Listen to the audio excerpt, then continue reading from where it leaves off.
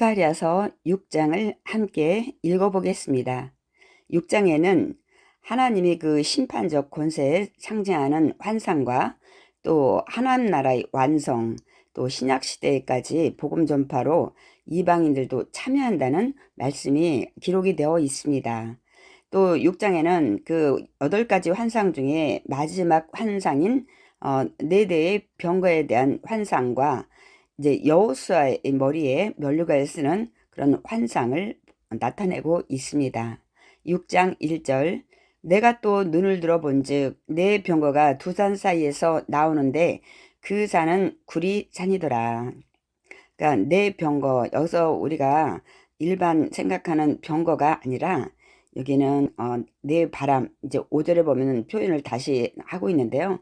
그 영적인 그런 굉장히 큰 능력을 말씀하고 있습니다. 두 산 사이에서 나오는데 그 산은 구리산이었더라. 당시에는 그래도 구리, 그러니까 놋이 굉장히 강한 것이었습니다. 그래서 여기서는 이제 그 병거, 우리 5절에 내 바람으로 나오는데 하나님의 영 또 천사들의 영을 말씀하고 있는데 그 산에서 구리산, 그러니까 강력한 그런 하나님의 능력 안에서 이들이 이제 병거가 나온다는 것을 말씀하고 있는 것입니다. 그러니까 심판을 말씀합니다. 2절 첫째 병거는 붉은 말들이, 둘째 병거는 검은 말들이, 셋째 병거는 흰 말들이, 넷째 병거는 어룽지고 건정한 말들이 내었는지라. 우리가 이제 보통 뭐 성경에 말들이 색깔이 많이 또 표현이 될 때 있습니다. 근데 보통 이제 붉은 말 하면 이제 전쟁과 살육의 의미를 이제 상징하고요. 이제 검은 말 하면 이제 슬픔과 기근에 대해서 이제 상징을 한다고 말씀을 하죠. 흰 말은 승리와 기쁨을 말씀하고요. 이제 넷째 병거는 어룽지고 건장한 말들이라고 표현을 하고 있습니다. 그러니까 역병이나 이제 심판, 이제 그런 징벌을 말하는 의미를 가지고 있죠. 근데 이 말들이 지금 이제 구리산 사이에서 나오는 겁니다. 4절 내가 내게 말하는 천사에게 물어 이르되 내지요 이것들이 무엇이니까 하니 스가랴가 이 환상을 보고 궁금해서 천사에게 물어보는 것입니다. 5절 천사가 대답하여 이르되 이는 하늘이 내 바람인데 온 세상이 주 앞에 서 있다가 나가는 것이라 하더라. 온 세상이 주 앞에, 온 세상을 주관하시는 하나님 앞에 있다가 지금 이제 하나님의 심판을 집행하는 천사들이 이제 명령을 받고 나가는 것을 말씀하고 있는 거죠. 6절 검은 말은 북쪽 땅으로 나가고 흰 말은 그 뒤를 따르고 어룽진 말은 남쪽 땅으로 나가고. 우리가 여기서 북쪽 땅을 정확히 이 지명을 우리가 지칭할 수는 없지만 바벨론, 이게 사탄의 세력을 상징하는 땅으로 보고 있습니다. 흰 말은 그 검은 말을 뒤따르고 있는데, 그래서 바벨론으로 나가서 하나님이 심판하시고 이제 이스라엘 백성들이 70년 후에 포로로 이제는 돌아오는, 그래서 흰 말, 그 승리 기쁨을 우리가 상징하는 그 말이 그 뒤를 따른다고 보고 있습니다. 어룽진 말은 남쪽 땅으로 나가고, 여기서 남쪽 땅은 보통 그 당시에 이제 애굽을 상징을 하고 있습니다. 7절 건장한 말은 나가서 땅에 두루 다니고자 하니 그가 이르되 너희는 여기서 나가서 땅에 두루 다니라 하매 곧 땅에 두루 다니더라. 그러니까 심판의 철저한 수행을 위해서 순찰하는 말을 볼 수가 있습니다. 8절 그가 내게 외쳐 말하여 이르되 북쪽으로 나간 자들이 북쪽에서 내 영을 쉬게 하였느니라 하더라. 무슨 말씀인가요? 그러니까 북쪽으로 나가 아까 바벨론 나가서 하나님의 그 주신 명령을 다 수행을 함으로 말미암아 내 영을 쉬게 하였느니라. 하나님의 분노를 풀어주셨다. 하나님의 뜻을, 하나님의 명령을 이제 잘 수행을 했다는 말씀입니다. 그래서 여기에서까지 이제 8가지 환상이 끝나는 내용이 이제 되겠습니다. 9절 야훼의 말씀이 내게 임하여 이르시되 사로잡힌 자 가운데서 바벨론에서부터 돌아온 헬데와 도비야와 여다야가 스바냐의 아들 요시아의 집에 들어갔나니 이는 너는 이날에 그 집에 들어가서 그들에게서 봤대. 이제 이들이 바벨론에서 이제 돌아왔지만은 이들이 이제 성전 지은 예물을 가져온 것을 볼 수가 있습니다. 11절 은과 금을 받아 면류관을 만들어 여호사닥의 아들 대제사장 여호수아의 머리에 씌우고, 그러니까 금과 은으로 면류관을 만들어서 대제사장 여호수아의 머리에 씌우라고 말씀하고 있는 거죠. 12절 말하여 이르기를 만군의 야훼께서 이같이 말씀하시되 보라 싹이라 이름하는 사람이 자기 곳에서 돋아나서 야훼의 전을 건축하리라. 여기서 싹이란 이제 우리가 가지, 순 이렇게 표현을 하죠. 예수 그리스도를 상징하는 말씀이죠. 이제 그 이름하는 사람이 자기 곳에서 돋아났다. 자기 곳은 어디를 말할까요? 이스라엘을 말하죠. 예수님이 이스라엘에서 탄생을 하셨기 때문이죠. 야훼의 전을 건축하리라. 그러니까 예수 그리스도가 보이는 이 가시적인 성전이 아니라 영적 성전을 이제 지을 거라는 것을 말씀하고 있습니다. 산돌이신 예수 그리스도께서 이제 우리가 성령을 통해서 마음에 이제 성령이 전이 되는 것을 말씀하고 있는 거죠.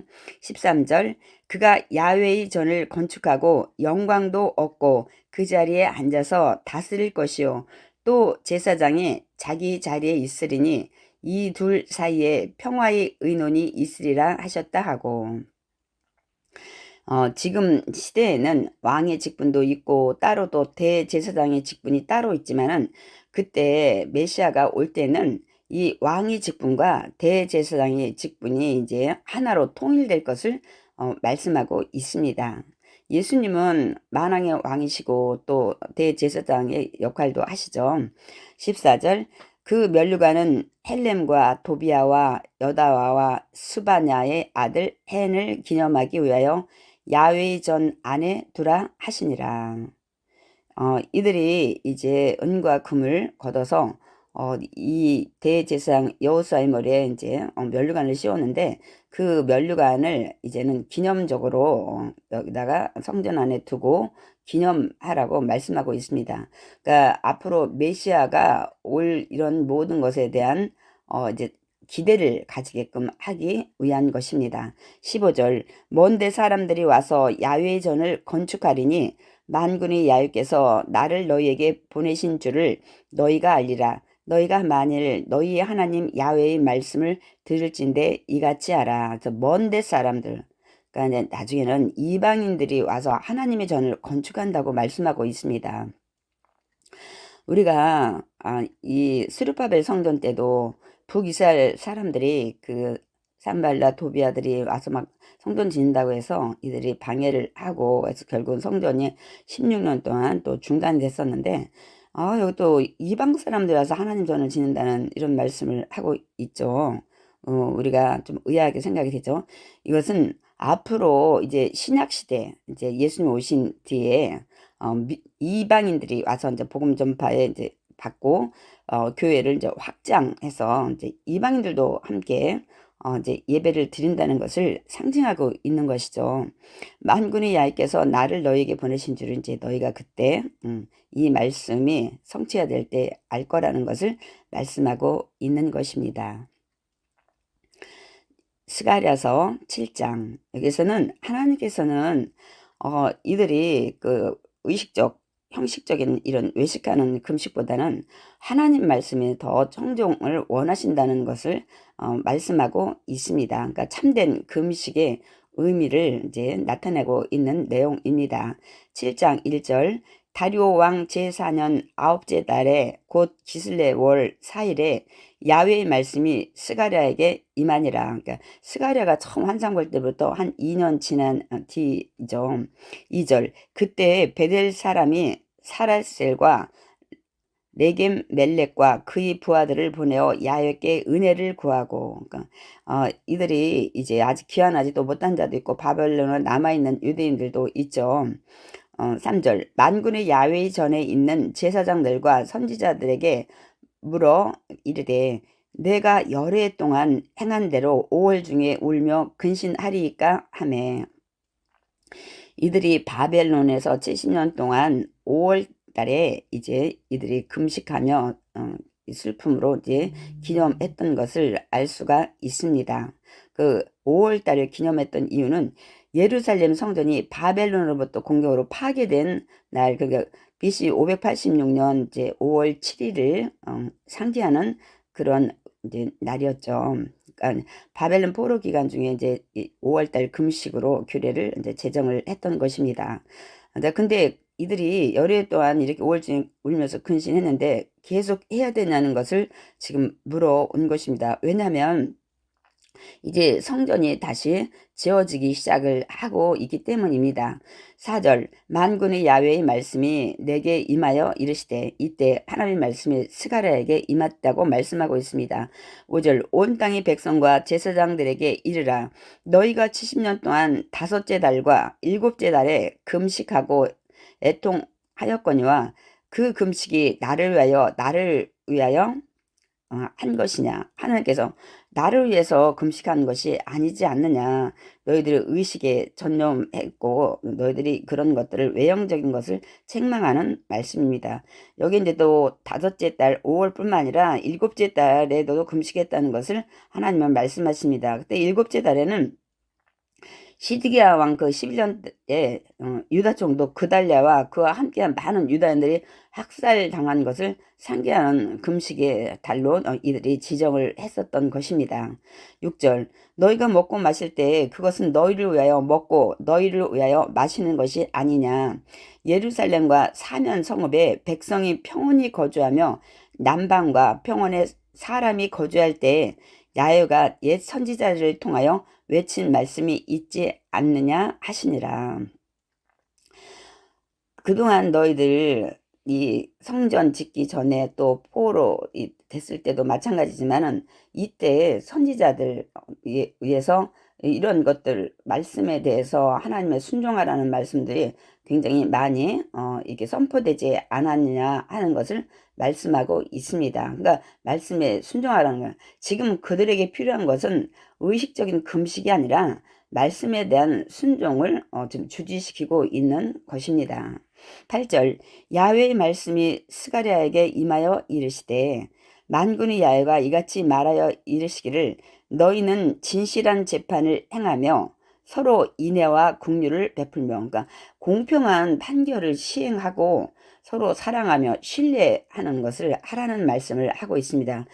또한 10절에 과부와 고아와 나그네와 궁핍한 자를 압제하지 말며 서로 해하려고 마음에 도모하지 말라 하였으나, 이렇게 진실한 재판, 사랑하고 신뢰하고 이렇게 서로 해하지 말고 서로 돕고 이렇게 사랑하라고 말씀을 했지만 11절 그들이 듣기를 싫어하여 등을 돌리며 듣지 아니하라고 귀를 막으며, 그러니까 하나님의 교훈을 이들은 듣지 않고 불순종하고 거역했다는 그들의 교만과 완악함을 알 수가 있습니다. 12절 그 마음을 금강석 같게 하여 율법과 만군의 야훼가 그의 영으로 옛 선지자들을 통하여 전한 말을 듣지 아니하므로, 그러니까 극단적인 완고함을 나타내는 것인데 금강석 같은 이게 단단한 마음을 이제 얘기를 하는 거죠. 전한 말을 듣지 아니하므로 큰 진노가 만군의 야훼께로부터 나왔도다.